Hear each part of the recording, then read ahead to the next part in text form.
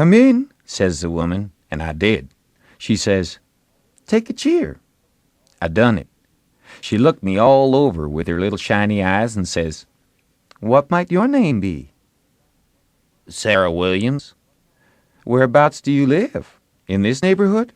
"No, in Hookerville, 7 mile below. I've walked all the way and I'm all tired out." "Hungry too, I reckon." "I'll find you something." "No'm, I ain't hungry. I was so hungry I had to stop 2 miles below here at a farm, so I ain't hungry no more. It's what makes me so late. My mother's down sick and out of money and everything, and I come to tell my uncle Abner Moore. He lives at the upper end of the town," she says. "I ain't ever been here before. Do you know him?" "No, but I don't know everybody yet. I haven't lived here quite 2 weeks. It's a considerable ways to the upper end of the town. You better stay here all night. Take off your bonnet." "No," I says. "I'll rest a while, I reckon, and go on. I ain't afeard of the dark." She said she wouldn't let me go by myself, but her husband would be in by and by, maybe in an hour and a half, and she'd send him along with me.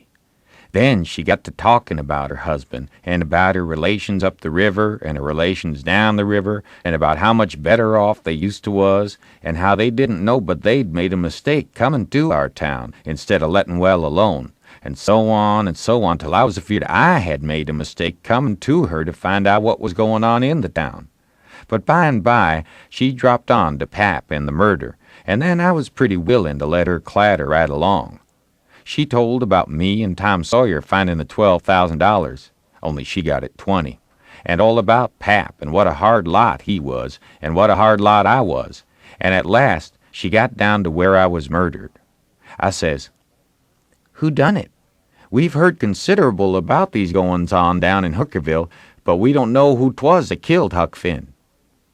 "Well, I reckon there's a right smart chance of people here that'd like to know who killed him. Some think old Finn done it himself." "No, is that so?" "Most everybody thought it at first. He'll never know how nigh he come to getting lynched.